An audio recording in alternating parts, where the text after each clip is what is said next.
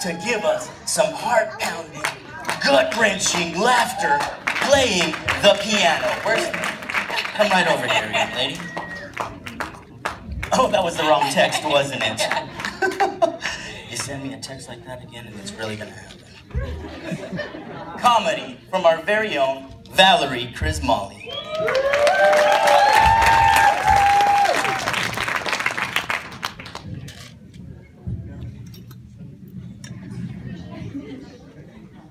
Thanks, Jacob. That's Jacob Lane, my future son-in-law. I have a lot of jokes about him, but I better wait until after the wedding. No, really, he's kind of perfect. I worry about him fitting in with my family.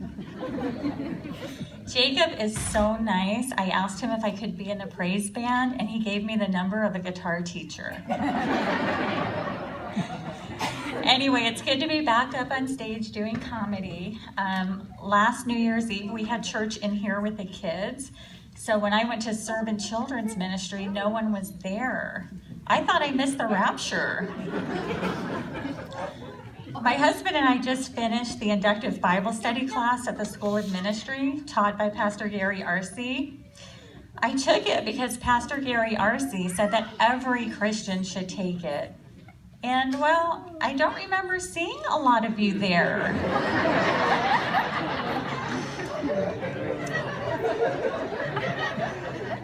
Pastor Gary R.C. teaches at the high school. He teaches at the School of Ministry. He teaches occasionally in this sanctuary. He teaches pastors in the Philippines. He knows the entire Bible. He has a wife and family. He can play guitar and piano in the praise band, knowing him probably both at the same time. He climbs mountains, he hikes, and to top it all off, he's funny. Is he human? I kind of want to stick a pin in him and see if he believes. And speaking of pastors, the Lord is really blessing Gary Jr. and Jessica. They now have 3 children. Children are such a blessing. Yep, that's one thing that they are.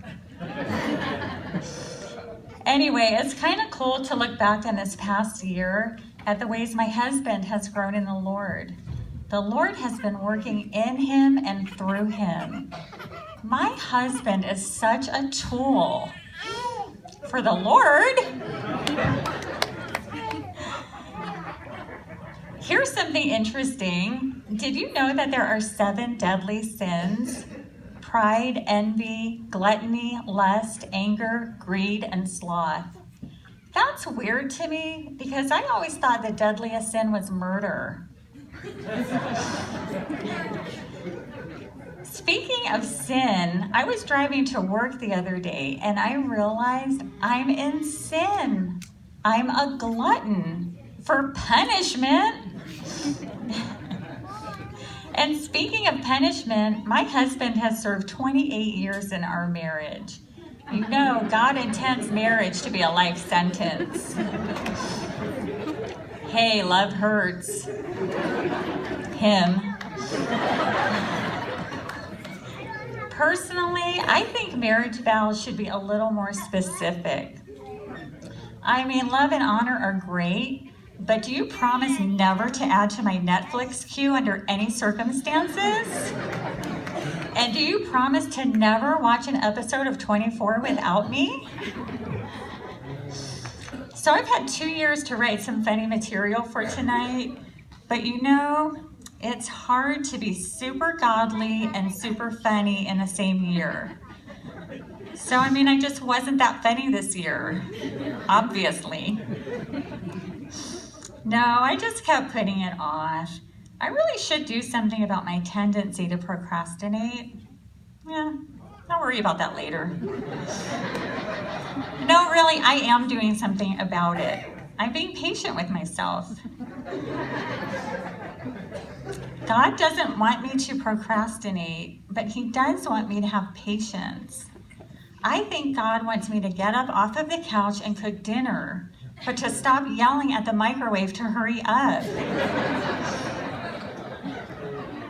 And what about that gentle and quiet spirit that Peter says I should have? Is that a 24/7 thing? What about when I'm returning something at Target without a receipt on the day after Christmas? Aren't you glad we have Jesus? What if we still had animal sacrifices? If we did, I imagine my neighbors would keep their dogs a little quieter.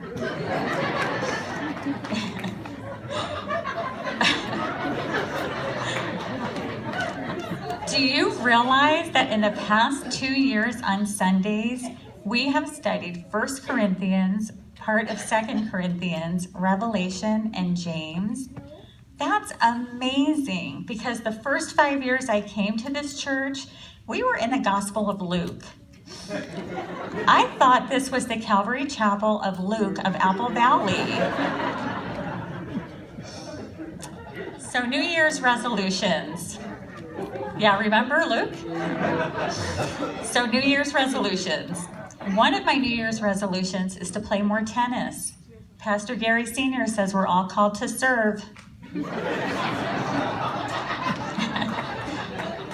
Another resolution is to become more computer savvy now that my kids aren't around as much. My wireless network at home is named Please Lord Let It Work. By the way, my mother is 84 and she's concerned about machines taking over the world. I said, Mom, if an iPhone 6 tries to take over the world, just wait 2 hours and its battery will be dead. Besides, you know it's just trying to get revenge for all the times I dropped it in the toilet. When I want to feel smart, I explain to my mother Facebook. And when I want to feel like a genius, I tell her I'm on Twitter. Another one of my New Year's resolutions is to keep in touch with my family more. Just the other day, I was talking to my brother, Greg, and he told me that 4 of his friends came over to his house for dinner and they saw a UFO. I said, wow, Greg, you have 4 friends? I didn't know.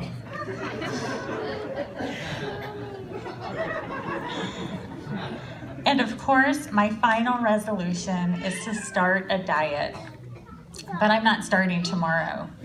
This year, I'm doing the Revelation diet. It's coming, but I don't know when.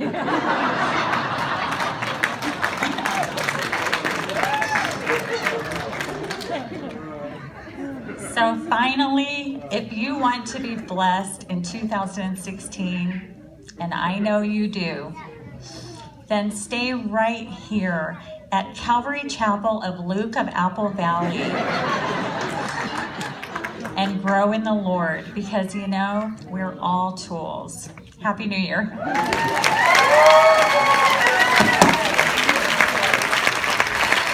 Wow. Can't wait for the next time we do that.